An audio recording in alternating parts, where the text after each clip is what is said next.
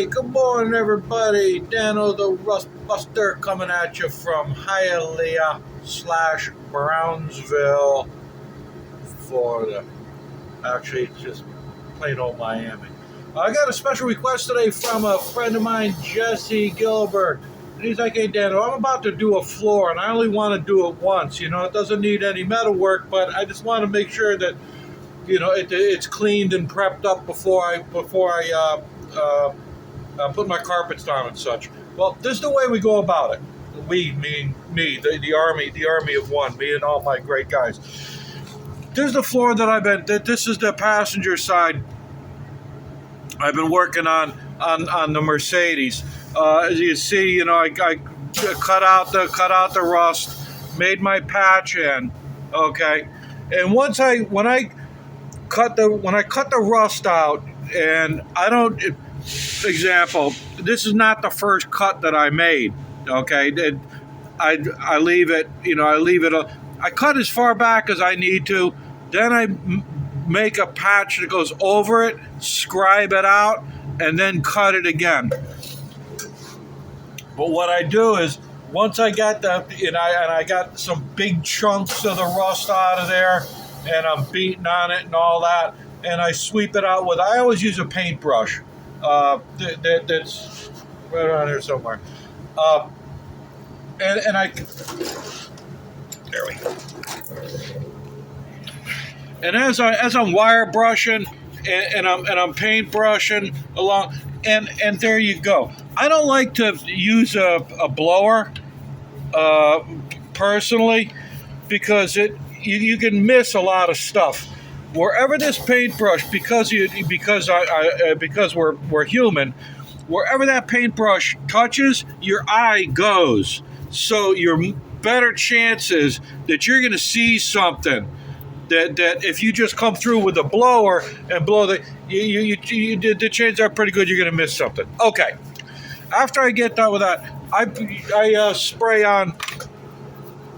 The trade name is Osfo. Okay. Osfo has been around forever and ever and ever. It's phosphoric acid. It changes the rust from iron oxide to iron phosphate. So it's got a green look to it. It looks like green Kool-Aid. The trademark name is Osfo, and it's available in auto body supply places. The problem is it's really expensive, and you're paying for the name. I go through this stuff.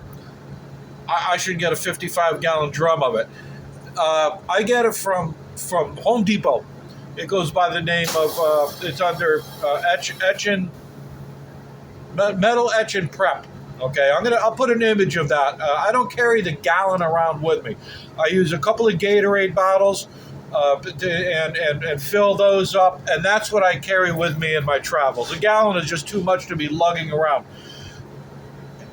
A gallon will last me for 8-9 months. I don't need to be dragging around a gallon. So I put it in a spray bottle, and I keep it. And I keep it on my cart. I mean, because I'm always reaching for it. And then when I get low, I refill it from the jug. Okay, so you after you get most of your crap knocked off. Hit it with the Osfo, and you can go on a floor. You can douse it pretty good. You know, don't be shy. The only thing is that you want to keep it off of paint. It's not that it'll hurt the paint. It's just it doesn't activate. It doesn't. It's not a friend of the paint. So when you let it sit there for a week and then you go to wipe it and the shit's still wet. It's like, what? Because it's not paint friendly. So you really concentrate on douse it really good with the onto the rust. Have yourself a rag. If it gets onto the paint, wipe it off the paint. Okay. The instructions say, for some reason, I don't know, wait for 20 minutes and then wash it off with water. I never do that. I've tried it a couple times, and it's just like no, that's not the way to go. You put that asphalt on there, and you let it sit on there, and let it sit for an hour or two. Come back with a rag and wipe off any excess. And what you're doing is actually massaging it into that rust and whatnot. Let that stuff sit overnight. The longer it etches into that rust on the molecular scale, the better off you are. You don't want to spray it on and then top coat it with something and it hasn't had its chance to cure. So after that is I come back to it, and if there's any scale or blemishes or it just looks kind of ratty, I'll hit it with a Scotch-Brite. Everybody knows what a Scotch-Brite is. Even the kitchen version of it, the blue nylon scrubby. Clean it up, dust your stuff, hit it with the dust again, and then we hit it with the red oxide. It's obviously Rust-Oleum, rusty metal primer used on heavily rusted metal. This is red oxide. That's all there is to it. Every building in America has had red oxide as a rust inhibitor on the steel. Well, you don't use paint, you just use a red oxide. That's that. Plus, it's a weld through. It's a weld through primer. In other words, once you put that on there, and you're like, oh, like here, for example. See this? I didn't make this patch up yet. So when I go to make this patch, I'm going to overlap, and I can weld through that primer, and it won't get all acting up and smoking and then gobbing. And no, that's what it's for. It's a weld through primer. I'm going to add a couple more welds here and there, like that. So after you get done with your red oxide, you can then fill your little holes. These are so small. What I do is I put a piece of masking tape behind it, and then I'll just caulk it so that the caulk doesn't fall through. On the other side, I used some body filler, and because it was more severe, it needed more work than this side did. I caulk all this in. And as I'm working and grinding and welding, I add more red oxide. And grind it again, add some more, because it helps. It gets between all the nooks and crannies and all these spaces. And all it does is help. Let's go to the other side, because I want to show you this too. Of course, everything I touch goes to the floor. That's how I get my exercise. All right, here's the floor I did on the driver's side. It was blown out. You see in the earlier video, and you can still see some of the seams. This is where your heel goes. So this plate is actually 18 gauge instead of 22, because that's, the owner's a big guy, and this, I always add extra strength where the heel goes. As soon as you get in the car, year after year after year, it pounds those guys, and it actually makes a belly dent and wears them out. So after I got done with my red oxide, then I come after it.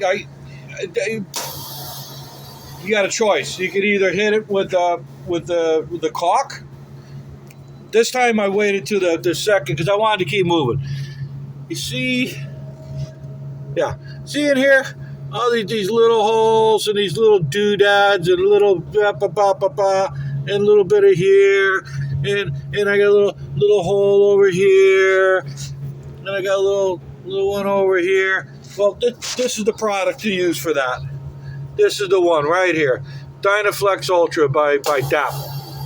I use black, of course. This is the bomb. Okay, it just is.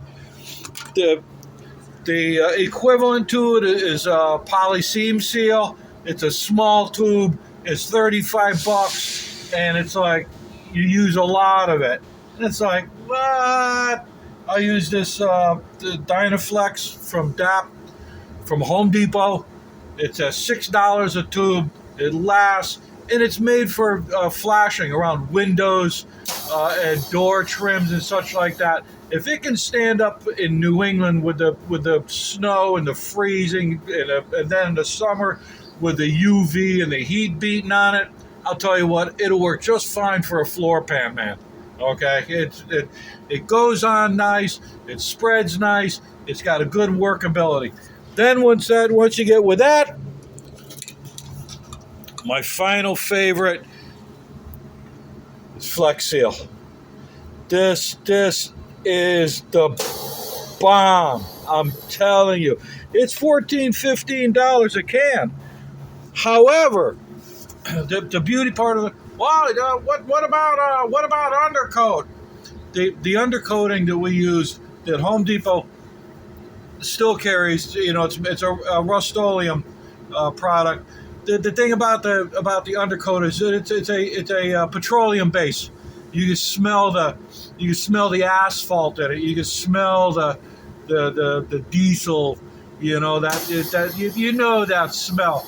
And this stuff just doesn't lay down nice. It always looks like Uncle Bob did it in his backyard. It just never looks professional. And it's not all that. This guy, whoever came up with this Flex Seal, it's rubber based. And when that shit goes down, you can just watch it. You put layer on top of layer on top of layer and build it up.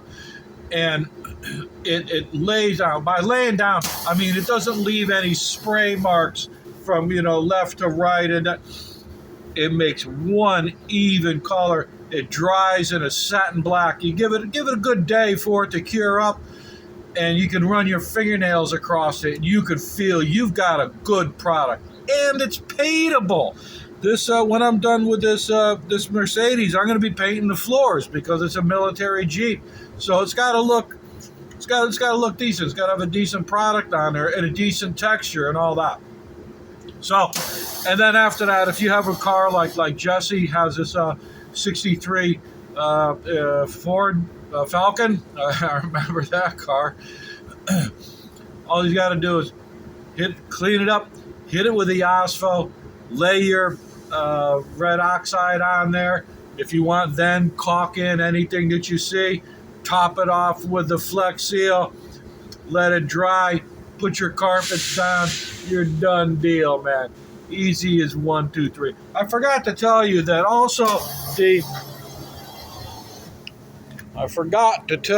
almost forgot to remember, the rusty metal primer also comes in a spray can. It works just as good. I'm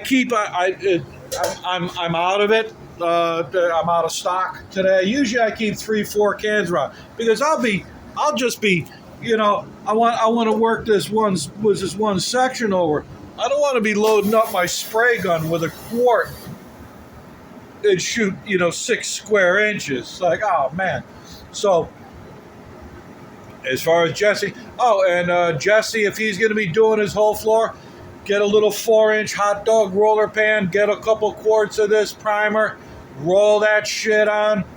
There you go. You don't have to spray it. You can roll it, you can brush it, you can do whatever you want.